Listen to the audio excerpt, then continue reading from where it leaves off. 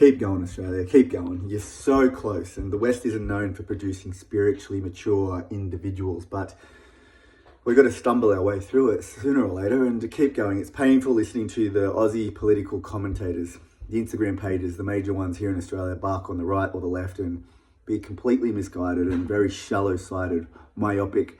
And it's very painful, but keep going because you're so close. Like for the right-leaning patriot characters that are caring about Australia's welfare and our traditions and culture and way of life, you're so close. But the more you bark on as multiculturalism as the number one issue, you're actually supporting that state of Israel up there they're closing the borders and they're enacting a monoculture as we speak in a very hyper fascist, maybe, whatever you want to call it, hyper strong, immoral way. They're killing people because they're the wrong ethnicity.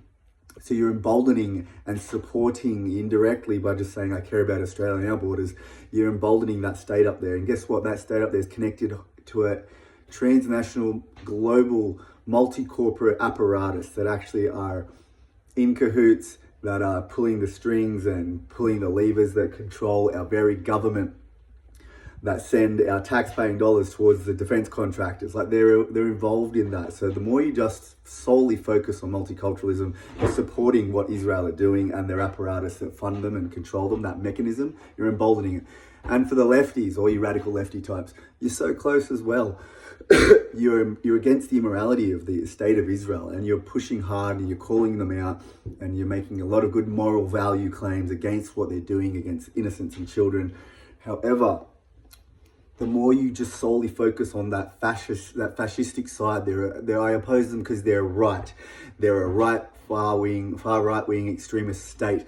Well, all that inclusivity, that postmodern oppressor versus oppressed doctrines that you listen from your academics, guess who's the number one beneficiary of your so-called empathetic, ideological oppressor versus oppressor doctrines? Who's at the top? What was that last bill we had in Australia? Hate speech and anti-Semitism laws. Who's the number one beneficiary? It's that state that you're constantly trying to fight. You're sticking up for Palestinians and you're emboldening them with your ideology that who should be protected with legislation and new rules and ethics throughout our infrastructure and Australian culture. You want all the oppressed to be. Well, guess who's the number one champion of the oppressor, of the oppressed group?